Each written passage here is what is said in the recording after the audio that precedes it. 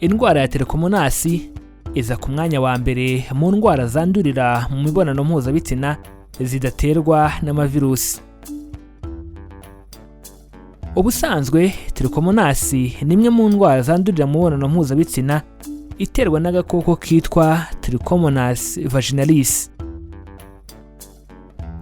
Ese wari uzi ko hafi 70% by'abagabo ndetse n'abagore bayirwaye batagaragaza ibimenyetso? Ese wari uzi ko kuba umuntu afite iyi ndwara bimwongerera ibyago byo kurwara sida kandi binateza ibibazo mu gihe cyo gutwita? Ese wari uzi ko indwara ya Trikomonas ikunze gufata cyane igitsina gore, by'umwihariko abagera kuri 7,400,000 ku isi barayandura buri mwaka? Reka dutangire ikiganiro turebera hamwe uko indwara ya Trikomonas yandura.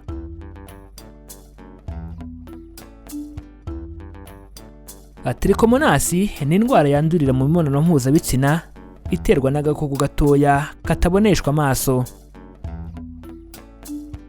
Aka gakoko kitwa Trikomonas vaginalis kandi kari mu bwoko bwa bacteria. Umuntu yandura Trikomonas mu gihe ari gukora imibonano mpuzabitsina idakingiye n'umuntu usanzwe uyirwaye. Reka noneho turebere hamwe ibimenyetso by'iyi ndwara ya Trikomonas.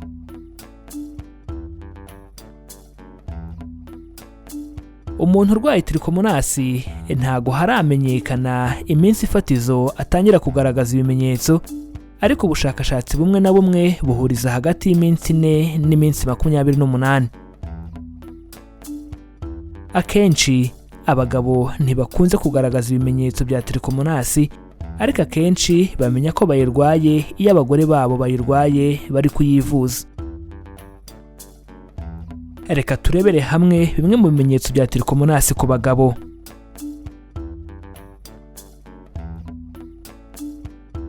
Kubabara mu gitsina indani ni kimwe mu bimenyetso by'indwara ya Trikomonas ku bagabo, bityo niba wumva ari kumeze jya kwisuzumisha kwa muganga.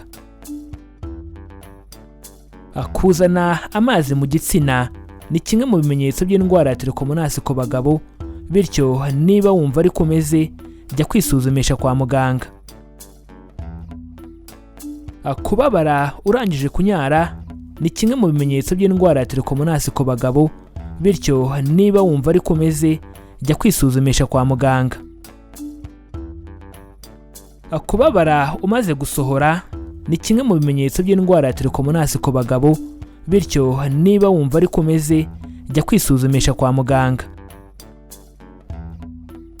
Ku rundi ruhande bitandukanye n'abagabo, abagore benshi bo bagira ibimenyetso bya Trikomonas kandi bikagaragara. Kuzana ururenda rujya gusa n'umuhondo kandi runuka mu bwambure ni kimwe mu bimenyetso by'indwara ya Trikomonas ku bagore, bityo niba wumva ari kumeze jya kwisuzumisha kwa muganga.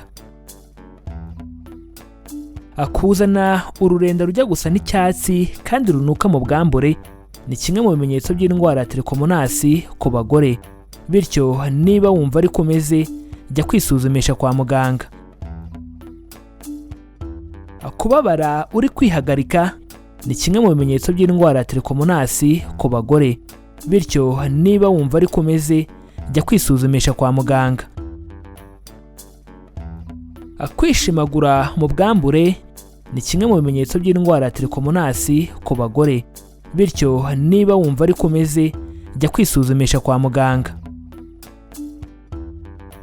Kugira uburyaryate mu bwambure ni kimwe mu bimenyetso by'indwara ya Trikomonas ku bagore, bityo niba wumva ari kumeze jya kwisuzumisha kwa muganga.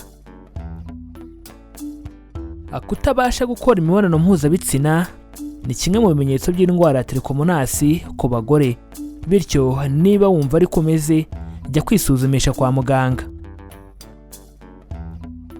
Kuribwa mu kiziba cy'inda ni kimwe mu bimenyetso by'indwara ya Trikomonas ku bagore, bityo niba wumva ari kumeze jya kwisuzumisha kwa muganga. Reka dukomereze ikiganiro ku buryo indwara ya Trikomonas isuzumwa. Ubusanzwe uburyo bwa mbere bwo gupima indwara ya Trikomonas ni ugukoresha mikorosikope. Ariko uburyo bwa kabiri bwo gupima indwara ya Trikomonas hakoreshejwe gupima amatembabuzi asohoka mu bwambure nibwo buryo bwizewe cyane mu kwemeza ko umuntu arwaye indwara. Mizero Media irabibutsa ko umurwayi wa Trikomonas agomba gusuzumwa kandi indwara zandurira mu mibonano mpuzabitsina by'umwihariko virusi itera sida. Mizero Media irabibutsa ko umurwayi wa Trikomonas agomba gusuzumwa kandi indwara zandurira mu mibonano mpuzabitsina by'umwihariko imitezi. Mizero Media irabibutsa ko umurwayi wa Trikomonas agomba gusuzumwa kandi indwara zandurira mu mibonano mpuzabitsina by'umwihariko mburugu. Reka dukomereze ikiganiro ku buryo indwara ya Trikomonas ivurwa. Trikomonas ivurwa na antibiyotike yitwa metronidazole kandi umugore utwite aba agomba kwitabwaho by'umwihariko bitandukanye n'abandi. Ubusanzwe umurwayi afata amagarama 2 ya metronidazole rimwe gusa, ariko kubera ko umugore utwite agira iseseme nyinshi, muganga ashobora guhitamo kumuha amagarama 500. Uyu mugore utwite by'umwihariko agomba guhabwa iyi miti mu gihe cy'iminsi iri hagati y'5 ndetse n'7 kandi agakomeza gukurikiranwa umunsi ku munsi. Iyo kandi umurwayi amaze kuvurwa, ni ngombwa ko uwo bashakanye aba agomba guhita nawe avurwa kugira ngo bombi birinde kongera kwandura no gukwirakwiza iyi ndwara. Ikindi ni uko bombi baba bagomba kwirinda gutera akabariro kugeza igihe uri gufata imiti ayirangije, ubundi bakabona kongera gukora imibonano mpuzabitsina bisanzwe. Mizero Media iributsa ko ari ingenzi kandi gufata imiti yawe kugeza uyirangije, kabone n'iyo waba wumva wakize. Reka dukomereze ikiganiro ku ngaruka za Trikomonas mu gihe umuntu uyirwaye atarivuza.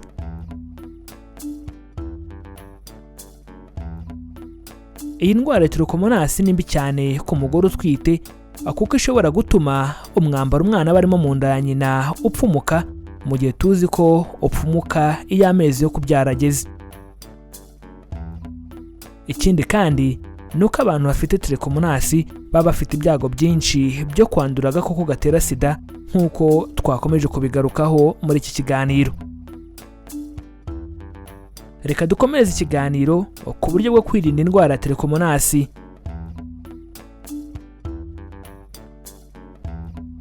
Nk'uko twabivuze mu ntangiriro z'iki kiganiro, Trikomonas ntabwo ikunze kugaragaza ibimenyetso, ibi bigatuma igaragara mu gihe yamaze gukomera, ariyo mpamvu kwisuzumisha mbere ari ngombwa.